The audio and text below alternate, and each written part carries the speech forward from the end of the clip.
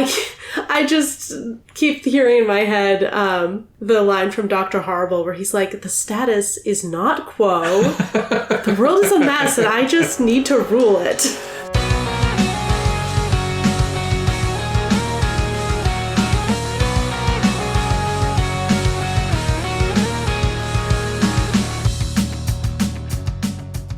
Welcome to Inchworm, the podcast in which we're inching through worm. I'm Jenny. And I'm Ted. And this time we read, what is it, Plague 12.6, perhaps? Plague 12.6. Yes, I got it right. Yeah, I wrote one note while reading this, and it was, God, she's so cool. This was of Taylor at the end. Yeah. She's so cool. Yeah. I'm just so hyped for Taylor to be this righteously angry. Oh, and it's about so good. To, Yes. about to do something. Though, honestly, what can she do? It's going to be really tough. It doesn't look good. Yeah. Would you like to hear about what happens in this one? Please. All right. So, we open on Taylor observing the damage in her territory. She observes that it's good that the town was kind of destroyed because it means there was less glass, but there was some glass and there was also a lot of sand. Looks like the sand did a lot of serious damage to people. So she's here in her territory, and just a block away from where she did her whole dramatic announcement of territory, there are 2 ambulances that have had their glass removed, and people are congregating around them. It's very dusty. Taylor's worried about the air quality. She's approaching with a giant swarm, and she's very concerned. People are on edge. It's going to be very difficult for them all to get help. There isn't really enough medical help for the number of people who need it, and she is worried about people panicking. Mm-hmm. She doesn't feel like she's super on her game, but someone has to do something. So she stands up and addresses the crowd using her bugs to amplify her voice, tells them the important thing is to remain calm, and that if they're unhurt and able-bodied, there are people who need their help, step forward and Taylor will direct them to the people who need their help. And no one steps forward, and she's like, oh, this was stupid. People need really specific directions in a crisis, but now I've started this, and I've entrenched them in inaction. And she thinks about 3 options. She could back down, she could plead, or she could threaten and force them to do the thing, which might earn their respect, but probably their enmity. And fortunately, she doesn't need to do any of those things because Charlotte approaches, not wearing her mask, and says, what can I do? And Taylor's like, oh, I'm going to owe her such a big favor. Sends her after a mom with some kids and says some other people are going to have to go. So she appoints someone to go with them. And it's a youngish guy whose mom is there and hurt. And she says, these other people will look after your mom. You go. And he does. So that starts things off. She's able to send some other people in after, people she knows are hurt. Then she tries to get the dad of the family where she exterminated the rats from their house. She tries to get him to go in and help, and he challenges her and is like, why? I'm hurt. If I go, I'll miss my chance with the ambulances. And Taylor turns to a woman next to him and is like, are you going to whine like a little girl if I ask you to help someone? And the woman kind of smiles and goes. And the dad storms off angrily. And so Taylor's able to activate a lot of other people to help the really seriously hurt by using social pressure, saying no would make them look bad to others and to themselves. But there's still this problem of inadequate resources. So, all right, we're helping the most hurt, but there's not going to be enough medical attention for all of these people who are hurt. And Taylor thinks about it, spots a mother picking glass out of her son's wounds and is like, ooh, this is going to be bad, and activates her bugs to go get a bunch of supplies. Now, this is a very difficult challenge. She's a short distance from her lair. She can't really go herself to get stuff because she can't really leave this area. It's not in a stable position. So she gets the bugs to open boxes and drag supplies to her, but they can't really drag things to her because there's water around. Mm-hmm. And flying doesn't work because the bugs are just too small. Even a full layer of them coating a thing is not enough to fly them. But she spots someone helping an injured person by putting them on a blanket, and she's like, wait, I could do this. And she brings out her Black Widow spiders and has them spin silk around the objects and tie the silk to bugs. She has the spiders do this.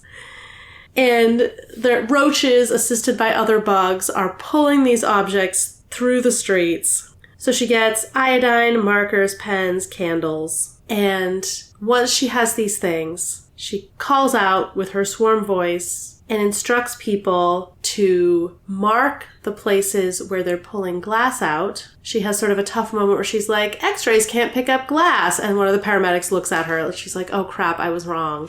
And she's like, at least not glass fragments as small as some of these are. And the paramedic's like, yes, okay. And so she has people do like a code for like dotted lines for where they pulled glass out, a circle if they can't find glass, but there might be glass in the wound.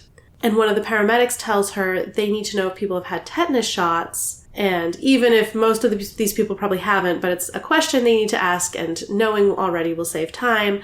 So she appoints someone to go around and mark a T with a X through it, or just a T, on people's hands for if they have or haven't had tetanus, the tetanus booster or whatever.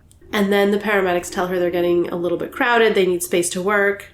And Taylor says, okay, we're changing locations, and manages to get everyone into a big empty factory across the street. She's like, yeah, if you're ambulatory, there are people who need help way sooner than you. You're just going to have to wait, suck it up. And people go with it. So they go into this big factory, which is going to shield them from the worst of the dust. And people are listening about the glass wound marking. And then this woman comes up. She's maybe in her mid-50s and gives Taylor the impression of a strict school teacher, asks her for disinfectant, asks her if she can pull that from her clouds of flies. And so Taylor grabs a bottle out of the air at the exact right moment. It's hydrogen peroxide. Taylor couldn't actually read the bottles, so, you know. The woman does not approve of the hydrogen peroxide and asks about Taylor's medical training. And she's like, I don't have enough medical training. How about iodine? So Taylor gives her the iodine, and the woman's like, we're going to need more. And Taylor's like, I'll see what I can do. And so the woman goes and starts, I guess, treating people's wounds. And clearly is being nicer to other people than to Taylor. And Taylor's like, yeah, I'd been prepared to be hated when I committed to villainy. She wishes she had a cell phone to find out how Tattletale and her dad is doing, but, you know, there aren't going to be any cell phones in the town for a while. She realizes that there is no thread for sutures, and so she has her spider start spinning it and gets in a debate with the woman about whether it's sterile enough. And Taylor's like, well, we should just give them all antibiotics. And the woman's like, I don't like antibiotics. I try to use them minimally in my clinic, which, you know, fair stance. And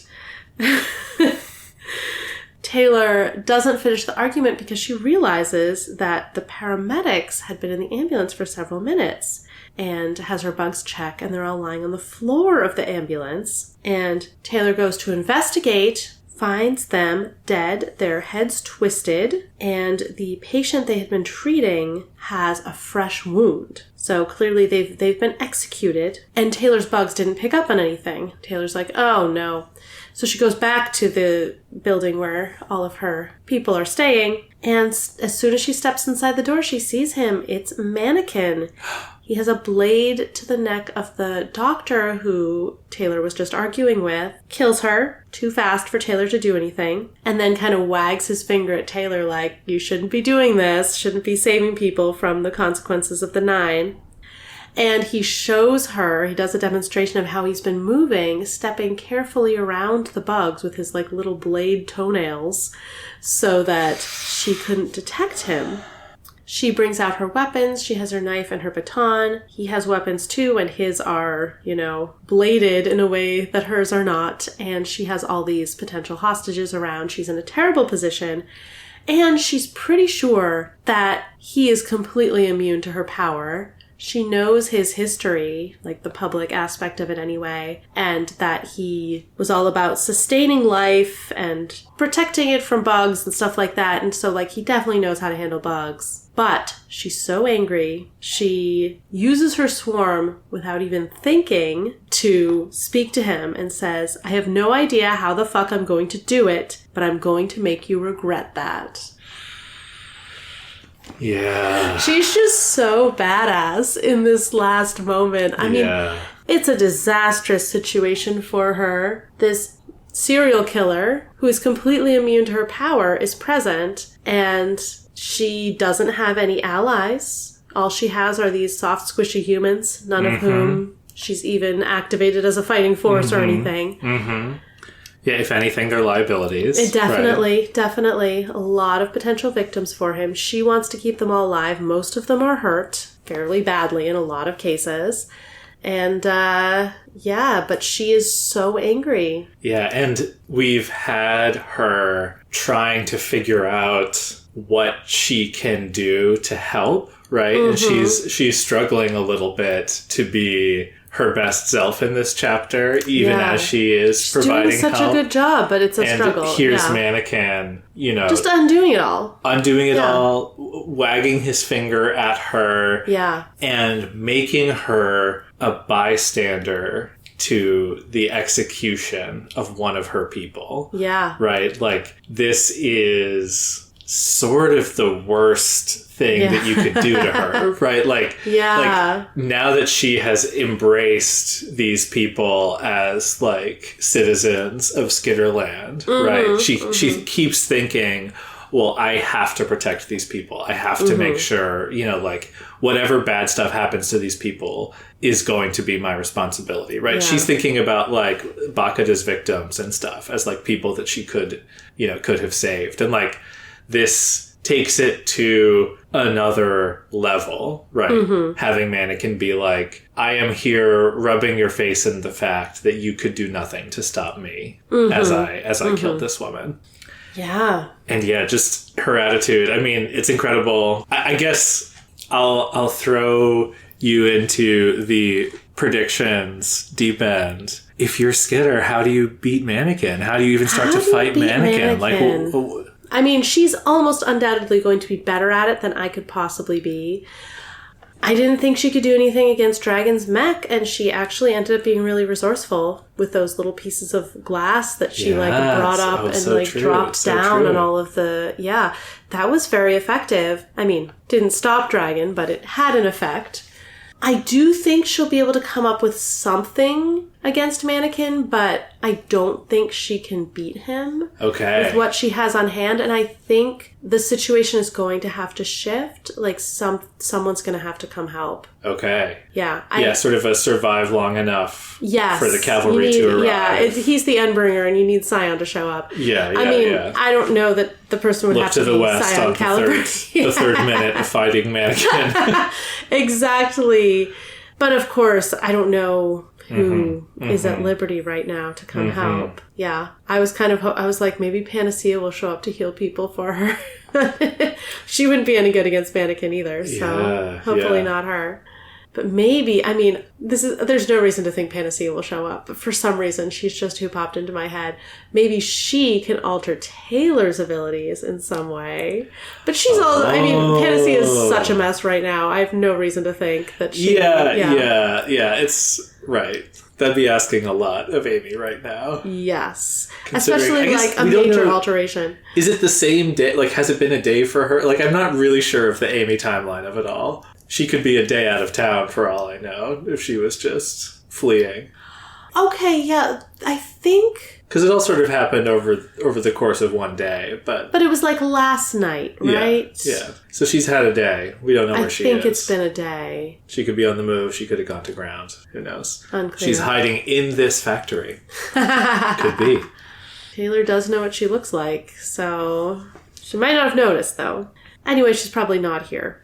But I do think there's going to have to be some shift in the situation if Taylor is going to come out on top or, survive. Yeah. I guess Mannequin's probably not going to kill her because that's probably not his goal here. Well, yeah, so why is he here? What is his goal? Oh, that's an interesting question, actually. I had just sort of assumed, like, the 9 are kind of wandering around enjoying the chaos and impeding people who are trying to help because they like doing that. It really struck me hard how much easier destruction is than preservation, than rebuilding. Yeah. Like, it's so easy for them to destroy. It's so hard to put things back together. Yeah. Entropy is hard to fight. Yeah. They are a force of entropy. I mean, yeah, so I sort of figured that, but I was wondering, I was thinking, like, could this be part of Mannequin's test? But we know what test Mannequin poses to people. It's to get, like, some sort of permanent physical alteration to themselves. And Taylor's not even... And she's not one of the people. But I was thinking, like, maybe this is someone else's test. Interesting. I like that. They need to interview. But, like, again, with how we know Mannequin does his tests, that doesn't really make sense. Yeah. But it could be part of a different member of the Nine's test to a different recruit. Interesting. I guess. Yeah. I don't really know. I get the sense that they kind of play along like that, but who knows? Like, maybe Mannequin's maybe Mannequin would be doing a favor for someone. Yeah. Like, probably not. Yeah, it's probably a stretch. So the things that jumped out to me, so Taylor has this thought earlier where she's like, okay, now that the situation's a little bit under control, I'm going to spread my swarm around, right? Bugs on the ground, flies in the air, so that I'll know if anyone's coming, right? Especially anyone who's potentially hostile. And then when she sees Mannequin, he's like moving in this really weird way. Like he's kind of like almost off balance, like stumbling back and forward and like up on his tiptoes. And then she sees, right, he's walking on, like you said, like knife toenails and stepping delicately around the bugs on the ground. Her swarm isn't quite thick enough, right? So he has room to step. And he's dodging around the flies in the air, right? So, as he touches a fly, he's like gently brushing it aside. Yeah.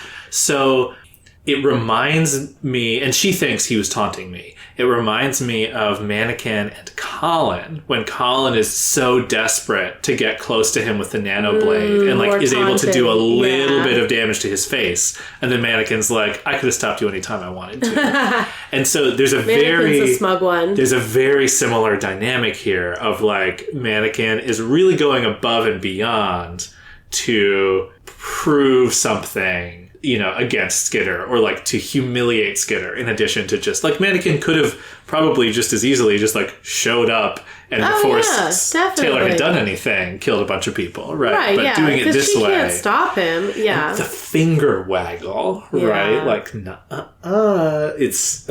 I hate him. Yeah, he's awful, but I love to hate him, right? Like he's. I think I just really like the aesthetic. Yeah, and like the idea of him sort of like tumbling around like a clumsy toy, like a puppet with its strings cut or something, and yet still being so threatening is a really fun aesthetic. But what I was thinking, right, is, it could be a coincidence, right? The Nine are kind of roaming around, right? But I was trying to think, could there be a reason why he was specifically coming after Skitter? And the only thing that I could think of was, one is like, the Nine hears about relief efforts, right? And this is probably an area where there are relatively successful relief efforts. Like, she's really kept things under control. And so there's a little bit of like, we know... Maybe Cherish was like, people are calm in that area. Yeah, exactly. So it could be a little bit like it was more targeted because of that. And Mannequin used to be a helper, right? And, might see in Skitter some of like who he used to be when he was Sphere, and is sort of like interested in proving that, he was right to retreat inside his shell or whatever, right? But I was also just wondering if it's even like the theory for Mannequin decided to target Skitter is, what if the Nine were actually ones who noticed how effective her swarm was, right? Like, even if the Cherish thing again, like, she's like, wait, a lot more people survived than I thought would, right? Yeah. And then they're like, wait a second, Skitter actually warned a bunch of people. It's possible, and then like Mannequin's like, well, you know what? I'm going to go teach Skitter a lesson, right? So like that was like the best thing I could come up with for him showing up intentionally to come after her. But could be. I'd be curious. I was also, I don't know, but I know his goal is to get Colin involved. And some of these measures that are happening are meant to provoke Amy and Colin specifically as heroes to join in the trials. Yeah. I don't really know what the mechanism would be with this, but also I don't think it's been enough time for Colin to be like up and about. I don't think so. I don't think so I think either. he was just attacked within the last couple days. But then again, right, so maybe if Mannequin's recruit is, like, in the hospital, maybe Mannequin's just is, like, kind of idle. He's bored. He's like, wandering I'll be around. the one to teach Skitter a lesson. I'll go mess Skitter up. Yeah. The only other, like, Mannequin thing that I thought of is, like, so Taylor is, of course, incredible at multitasking, more and more so. But Mannequin kind of, makes the taunting even worse by successfully distracting her to the point that she has to move her physical body to give him an opening to come in and start killing people, right? Mm-hmm. Taylor's talking to the doctor, and Mannequin has set a trap by having killed the paramedics, is waiting for Skitter to notice and leave physically. And, like, Taylor's not able to continue to have a conversation with the doctor, and successfully investigate. Like, she actually is drawn, she's distracted and has to go out. And so then when she comes back, there's Mannequin having completely snuck in. Right? So I really like how he's clever enough to even beat, like, that part of her power, too. The 9 are so formidable. God. Yeah. I can't wait to see them get taken down a notch. I really hope it happens. Yeah. And Taylor says, I should have anticipated this. Yeah. Which is very much how she is thinking these days. God, like, what a scourge they are. Like, Shatterbird using her power must happen more often than an Endbringer attacking the U.S., right? Like, I mean, I guess these people might go all around the world, too, but, like, they don't get driven off for months at a time. Yeah. And, like, this is not the same level of damage, but it's still really bad. And it's clear that... like, it feels like such a salient theme of this work is, like, the government is not prepared to deal with the damage to its people from capes, basically, from the Endbringers, 100%. From Slaughterhouse 9, like...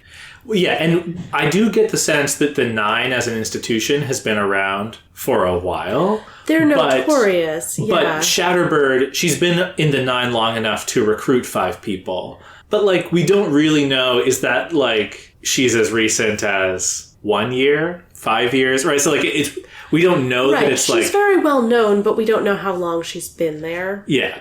So, so there is a question of, like, how... There hasn't maybe been enough time for a tinker to invent glass she can't shatter and then put that everywhere, Yeah, so we don't quite know enough, whereas I feel like with the Endbringers we know, like, it's been, a dozen years or more pretty regularly, and the 9, who knows?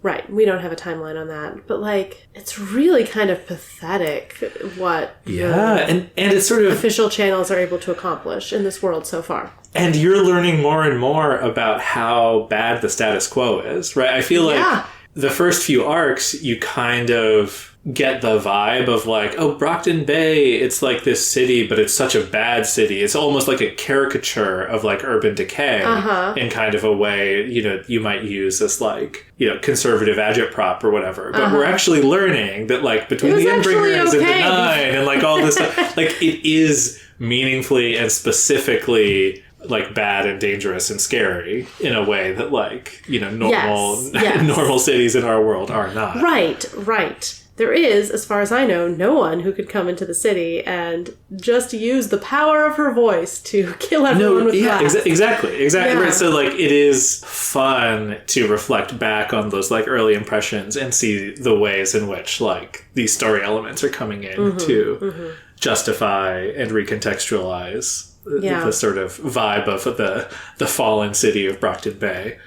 And, I mean, the 9 are such a plague, right? Like, they spread themselves. They spread destruction everywhere they go. Yeah. And they're self-perpetuating. Like, they lose members all the time, but then they destroy a bunch more capes, getting a new member, and they spread their darkness, and they entrench it in themselves. Yeah, and you're so right about the entropy analogy, right? It's easier to destroy than to build. And we get Taylor's ironic comment about, like, well, Leviathan already destroyed most of it, so it's not as bad as it would have been. And that's also kind of why the 9 are here, though, right? They often like to come in when some destruction's already started. I'm even thinking of how Bonesaw is like, yeah, well, I use my monsters to kill other people so I can build more monsters. And, like, at this point, I don't really need the 9, but they're kind of big fans of me.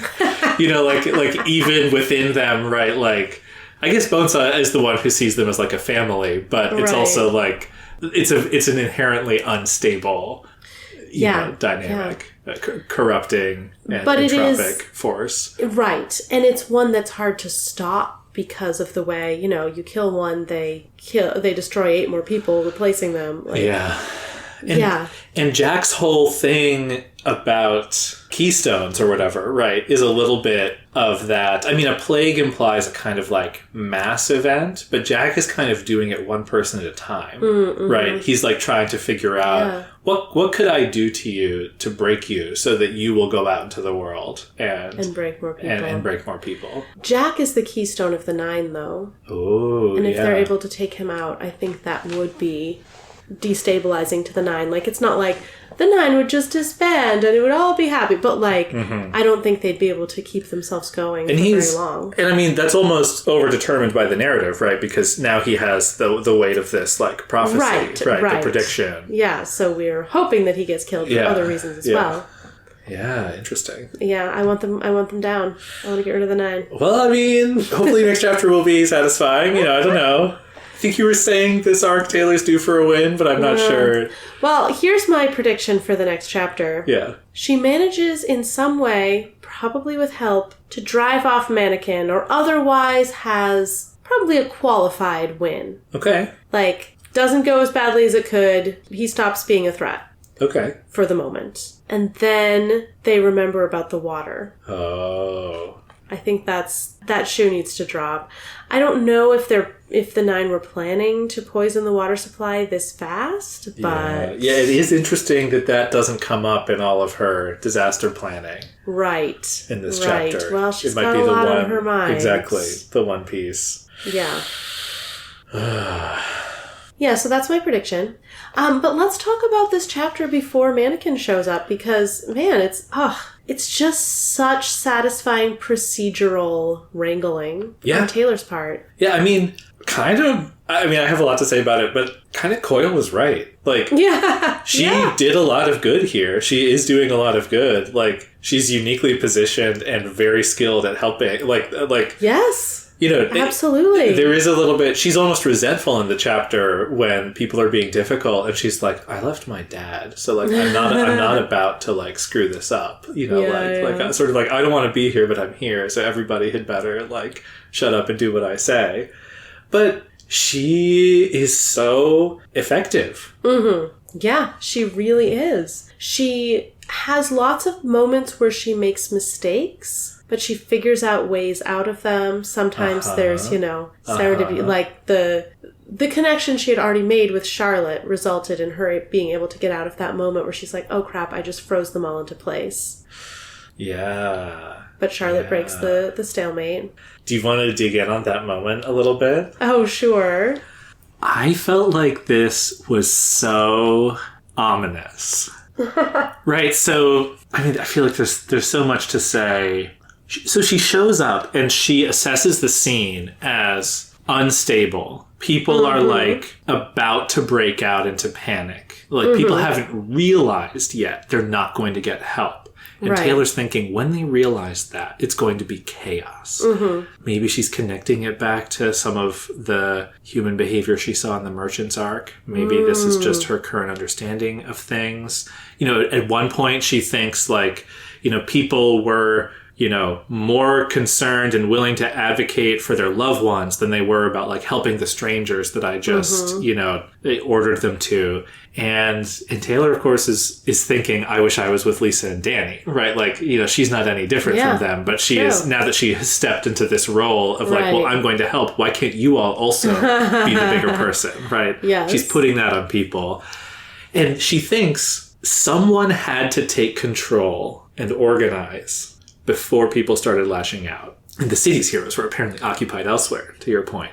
But like this idea of someone had to take control before things got bad, it reminded me a little bit of like some of the discussions we were having about like a preemptive strike in the context of violence, where there was the debate between Flechette and Shadowstalker of but you could stop before the problem happened. And Shadowstalker's, but if you let them attack, then like you're justified in doing what you want to. And Taylor here is not seeing like people behaving poorly. She's sort of like seeing an assessment of the situation that it could go bad And that is like enough, right? There's no particular action or behavior she's responding to. Right. She's just saying someone has to control this because it is unstable. Well, right? It's really more Flechette's point of view on it, where Flechette's like, no, we could intervene now before they start actually behaving badly and prevent the problem. And that's what she's trying to do. Yeah. I just keep hearing in my head the line from Dr. Horrible where he's like, the status is not quo. The world is a mess and I just need to rule it.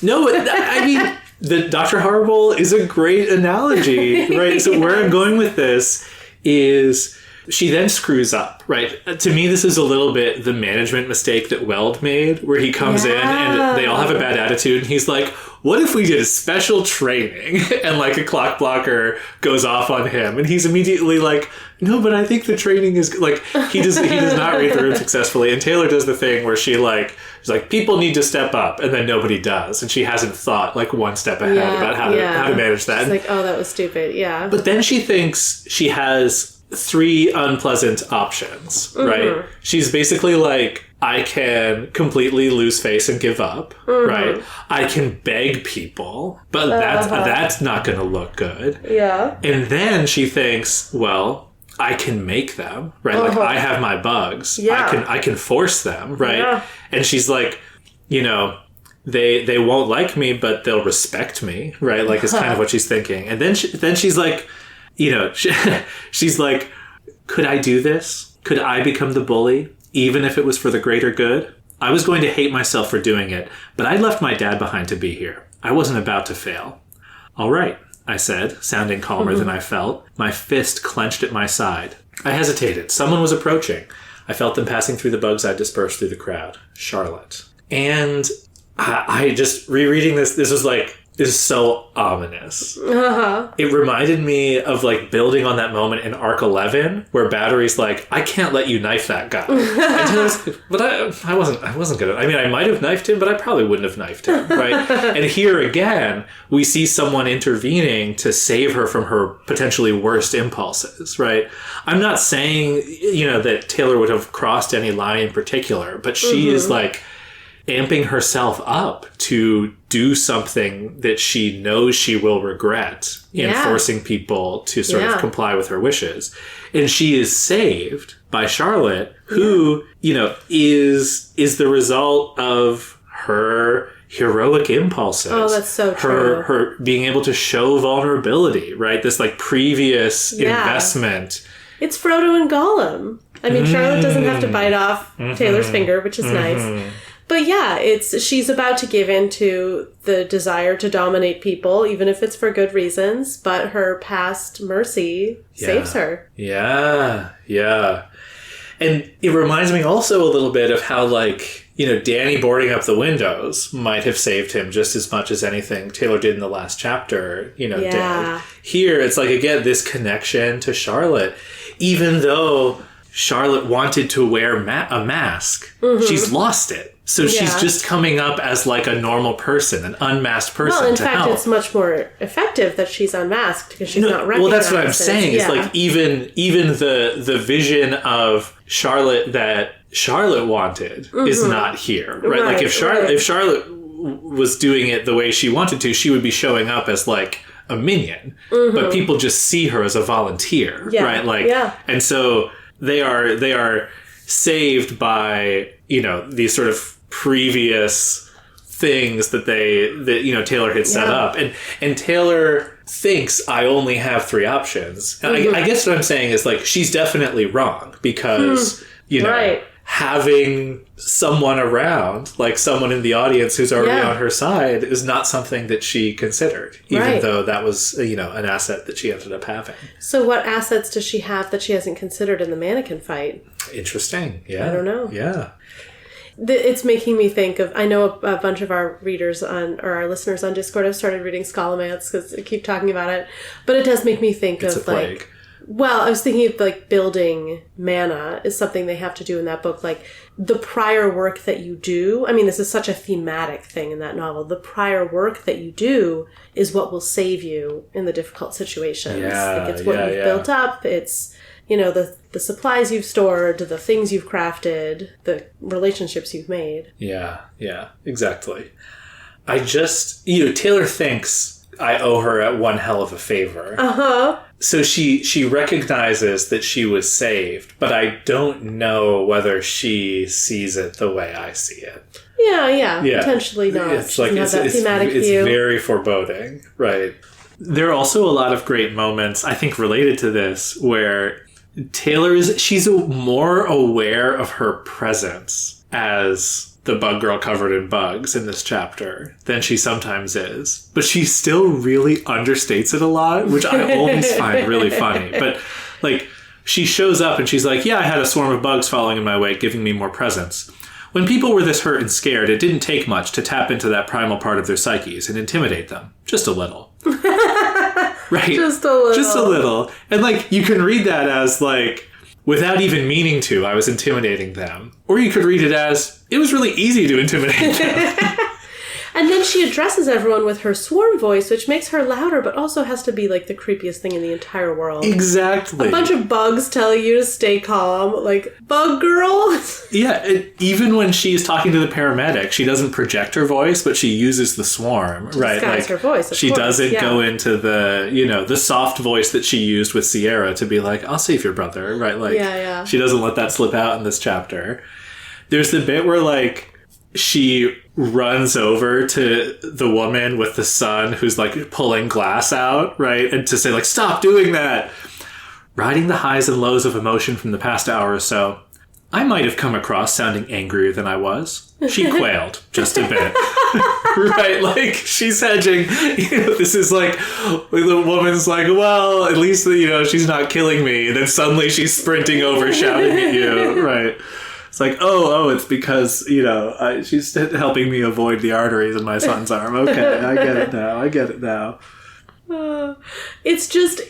think it's going to be a long road to the people in her territory trusting Skitter. But I can see the potential endpoint where she is, like, incredibly beloved by them. Mm-hmm. Like, because you kind of really have to... You really have to judge her by her deeds in this, because, like, she's so scary. Yeah, very bad first impression. Yeah, but she is coming through for them. Yeah. In a crisis. She's standing off against Mannequin in defense of her people. Yeah. Like, that's gotta win her some points.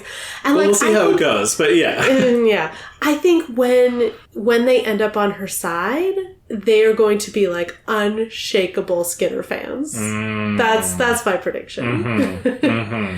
They're going to be ride or die for the bug girl. Yeah, and I mean, I hope so, right? Like, it's fun. I do love all of the Skitterland folk that we meet, right? Like, there's a bunch of... It's also, again... Oh, I'm so sad that doctor There's died. So many awesome women in this chapter. Yes. I love Taylor connecting with all these women. But there's the mom whose dressings look like a mummy. And Taylor's, like, trying to poach the son for her rescue efforts. And she's not sure it's going to work. And then at some point, like, it's sort of like... the mom gave the son a look that was, like, everything he needed to know or whatever. It's like, just imagining this lady being like... I'm okay, like, like, and then there's a woman who's like, her eye has been injured, so she's just like got a pad, wrapped around her head. So I've referred to her as Pad Pirate in my notes. And, that one guy is being difficult, that same asshole. And Taylor turns to her and is like, so are you going to whine like a little girl? And then that lady obviously loves her in that moment. Yes. It's like, no, sir, I am, sign me up. I can tell that guy's being a jerk. Yeah. And then the doctor. I know, I love her. I also, like... She's definitely iron plated. She's like doesn't tell Taylor she's a doctor. No. It's just like, do you have any medical training? Taylor's like, not enough. It's so fun. I mean, what a great character. The dialogue is so fantastic. It's so funny how personally Taylor takes it, right? She's like, the doctor's being nice to those people and, like, mean to me. And, like, well, I guess, I shouldn't expect people to treat a supervillain any differently. And I'm like, I'm sure this woman is also mean to all of the people she works with and then has good bedside manner, right? Like, it's not about you, Taylor. But she probably is being a little harsh with Taylor. Yeah, and being terrifying. Skeptical of a villain, being skeptical of the organic stitching, right? All of that stuff, right? It's very reasonable to object to this stuff. This woman just has very high standards, is the thing. And you're like, look, I'm giving you what I got. Take it or leave it. It's so funny. I mean, it's so relatable, Taylor's attitude to this woman, but like, what an asset, and it also led to, I think, one of my favorite, possibly the funniest thing Taylor has ever said. Unfortunately, I don't think a joke. Not great at those. But when the doctor was like, spider silk? Taylor's like, I raised these little ladies myself. They live in terrariums. Which is so completely non-responsive to what the doctor cares about in this moment. It's so funny. And then, I mean, of course, successfully made beloved before getting executed. Yes, and I love that she was beloved not by being like a gentle, sweet, nice person, but by being, in fact, like a real battle axe. Yes, yes, a battle axe, yeah. It also, the way she is responding to Skitter reminds me of the way that I have been talking about the government in this chapter. It's like, I'm sure that the government, like everyone who works for the government is like working like as hard as they possibly can to resolve this crisis. Yeah. And it's not, and it's hard to say how much you can point fingers for them not having been more prepared beforehand. But like, Skitter is like, by stepping up, she's bringing that same ire on herself. Like, she's doing more than would be done if she weren't there. But everyone's like, why aren't you doing it better? Exactly. This is what being a public servant is. Yes. Yeah. Like, she's just hasn't quite caught up to that reality. Yeah. And, I'll miss the doctor. Yeah. Mannequin, I mean, he chose well. He clearly knew what he was doing. Yeah. And again, someone who was an obvious helper in this situation. Yeah. Ugh, Mannequin. I can't wait for Taylor to, hit you over the head with a bug. It's really unclear what's going to happen. That doesn't quite, that wouldn't quite work. No. I mean, it's not looking good. It's not looking good, but that just means it can't stay bad forever. Yeah.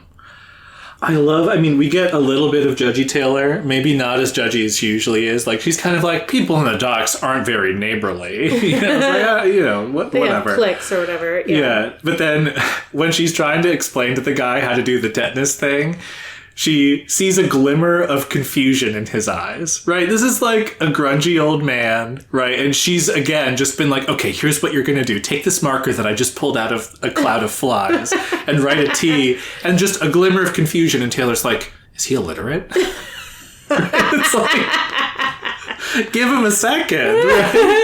I mean, on the other hand, again, to the public servant thing, right? Like, you do kind of have to, like, as a first responder, you got to kind of work with the lowest common denominator of, like, you can't skill, assume, literacy people, right? Like, so, like, there's it's a possibility worth considering. Right, there's some truth there, but I just read it as, like, because not everybody is immediately locked in with her, she's super judgy. This is how I feel sometimes giving like instructions to our toddler, because toddlers just like, they think slower, they their sheaths aren't myelinated. You'll tell her to do something and then she doesn't do it immediately, and I'll of course be like, she's not going to do it, and like sometimes it's just that it takes her a couple beats. It could take her like up to 10 seconds to successfully respond to an instruction. Even if she was planning to the whole time. She might freeze climbing down from a chair in order to do something completely unrelated, like with something in her hair. But it doesn't mean that she's actually given up. She's in the middle of a subroutine. Exactly. I was just mentioning the pulling stuff out of her swarm. Like, so cool. It's so cool. Like, and it's such a good example of her learning from other people, right? She sees the improvised stretcher and then she's like, I can do that. And then immediately she's getting bugs to like fly her stuff through the air. Mm-hmm. It's amazing. I mean, you mentioned the swarm voice. It's like, it's so cool. Yeah, we didn't even talk about in detail. I mean, I mentioned it in the summary, but like her getting Black Widows to make silk ropes to pull her office supplies with. I know! She's getting so cool! It's incredible! And just, the turnaround time from seeing that to implementing it. I mean, she's really good at this stuff. This chapter in particular presses a button that I love of like competence, but specifically competence where you're like figuring out a complex social situation and like kind of feeling your way through how to move the various levers and you know, all of that. It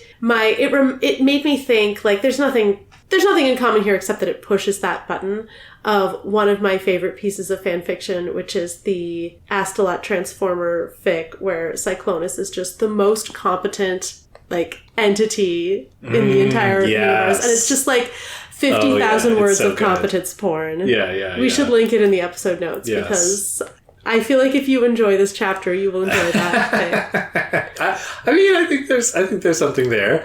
I mean, it's great. Right, she's also, like, with her multitasking, she's continuously doing search and recovery. She has all ready to go a list of, like, here's the blind guy stumbling around, here's the injured, mom with kids, like she knows everything. Right. And another use of her power that really stood out to me is when she's thinking, as lost as I felt in that moment, right? She's not confident. She talks about how she's not confident. She's distracted a lot, but I managed to look calm. My bugs gave me an awareness of the situation, and my eyes swept over the scene to get a sense of the mood and what people were doing. Right? This, like, I mean, it's great inside, outside, right? She's just standing in the middle of her swarm impassively. She's worried, but what she's doing is just taking in all of the detail about everybody else. And it's also, what you were saying reminds me, the social situation, it's like Tattletale with her mercenaries, like juggling all these complex personalities. And, like, Taylor is not as good at this, right? She pulls it through in this chapter, right? Like, by the time she's shouting at them, being like, okay, everybody inside, suck it up, right? Yeah, like, she's got it. She's got enough respect that she can just be kind of direct in that way. But, like, people are going to listen and, do what she says. And as much as I was reading into the ominousness of her, like, trying to goad herself into becoming the bully, as she put it. When she's talking about, like, the social pressure, the peer pressure of not wanting to look, weak in front of the other survivors and the other casualties, right? That is a really good pro-social form of pressure, right? Like, definitely. Make the people feel embarrassed if they're not helping, and the work will get done faster. One other thought I had about her power is when Taylor's thinking about, like, people care about their loved ones more than they care about the strangers I want them to help. You're like, well, obviously. But I was thinking about the swarm, like, metaphorically as something that papers over difference, right? Like Skitter controls ant colonies that might be at war, and they will work, side by side to carry a bottle of hydrogen peroxide to her. And so it's a little bit like... We know about ants and war. Yeah, it speaks to this Brian versus Taylor, like, personal connections, what do we owe to each other and Taylor does thing. tend to view all people as tools in this kind of situation. Right. But she's also in this, arc, so doing some of the most personal driven stuff that she's done, right? Like, she cares about Lisa, she cares about Danny, but when she is thinking in this particular way, she is so resentful of the personal connections to people, even though that's what saves her in this chapter, right? Her connection to Charlotte. True. So the push and pull there is a really interesting chapter. Yeah, a really interesting thing. Maybe Gru will come and rescue her. That'd be nice. Yeah, someone will start attacking Mannequin, and Taylor will be like, who is it? And it'll be Imp. And then they'll be flooded with darkness. Hey, that's true. I love that theory. Is Mannequin the first person we've met who has been able to get around Taylor's arthropodovoyance? Yes. Wow. It's a good power she has. I mean, I think Imp would. Imp probably would, yeah. Because Taylor wouldn't be able to stay conscious when Taylor of her. sent the bugs to the meeting, she was like, nobody's acting like Imp is there. But she wasn't like, I put bugs on Imp and now I know she's okay. Right. I also like, she's slowing down her costume production. now that she's building this thread. Like she's right. not just spending Coil's money, she's using like her own resources. Yeah. You know, it's very generous. I love the moment with the paramedic. I mean, it's interesting, right? Again, her approach is not, I'm going to take control of this. So I'm going to go to the paramedics, see what they need, let them lead, offer and she's myself. Like, no, I just have to start taking control. It's not until the paramedic waves her over, right, that she actually goes and talks to them and hears about that stuff. But that moment when she's saying, like, here's what we're going to do about the glass. X-rays can't pick up glass. And the paramedic, like, gives her a quizzical look. And she's like, oh, crap. Ugh. He could have just gone just along. let me lie or be wrong, this would have gone smoother. Like, it's so funny. It's like, it's so relatable, but it's like, you know, you could also think, oh, I shouldn't say things that I don't know if they're true. You know, maybe I should. She's just trying to get through the best she can. Yeah, yeah. Respect. Yeah. It's just so fun, right? Like, the bug girl comes running up to you and is like, go help this dying man in the building, right? Like the frisson You're like, of what? Yeah, why? What? I'm forcing you as a supervillain to help people. Right? No wonder people are confused. I think the last moment I wanted to talk about was when she meets this guy again, the guy that oh yeah, that she guy. hates, right. This is what she thinks. There wasn't even a shred of gratitude for what I'd done to help him and his family, and he didn't even seem to need his turn at the ambulance that badly either. I had to resist the urge to hit him or set my bugs on him. Worse, I couldn't help but feel like he was seeing through the image I was trying to portray, seeing the girl behind the mask who was just trying to pretend she knew what she was doing. Yeah. Right, Taylor, she's being rational all throughout this scene. She is rationalizing all throughout this scene. But, you know, yes, this guy is selfish. But Taylor wants to hurt him for being an asshole. And she wants to hurt him because she's insecure. Right? She is not confident enough to, like, lose face. And this, to me, is the kind of insecurity that leads to bullying. Yeah. Right? Like, she is feeling that. And she thinks about, could I be the bully to bring about, you know, the ends that are required in this situation? Because somebody has to. But at the same time, she's feeling that insecurity that, you know, might lead a Sophia or an Emma, or probably just a Madison. You know, she's don't want to invite an unfair comparison, but but I mean, Sophia is fundamentally insecure. Yeah, yeah. I don't know about Emma, probably. Again, I really like the richness of Taylor's mental state in this chapter, because right, it's like it is competence porn, but also under the surface you're seeing like how much she is struggling, and how much not just struggling not to break down, crying and helpless, right, struggling not to lash out, hurt people, cross lines that she's going to regret later. You know, it's hard to fun, have more power place. Than the person you're talking to, and you know you can hurt them. Yeah, and you know, like when she left the principal's office, like when Clockblocker got to fight the Travelers, it's like, here's Mannequin. Whatever violence. Whatever she... If only she could actually hurt him. Can do, right. But it's going to feel good if she can do anything. So. Yes. Maybe she'll just wrap him in a big blanket. Just smother him. I bet she'll do some stuff with spider silk. Okay. Because spider silk is not easily cut. Like, I mean, I don't know how much of a quantity you need before that's true, but she's been making these stitches for suture. I bet she could, like, make a net and, like, capture parts of his body in it, and then he wouldn't be able to, like, join up or attack her. Yeah. Using her new tech. I mean, very cool. Okay, well, that could be good. Yeah, I'd love to see it. Yeah. Anything you want to talk about before we talk about the next chapter? No, let's get into it. Happened? Do you have other predictions? Annette? No, she's dead.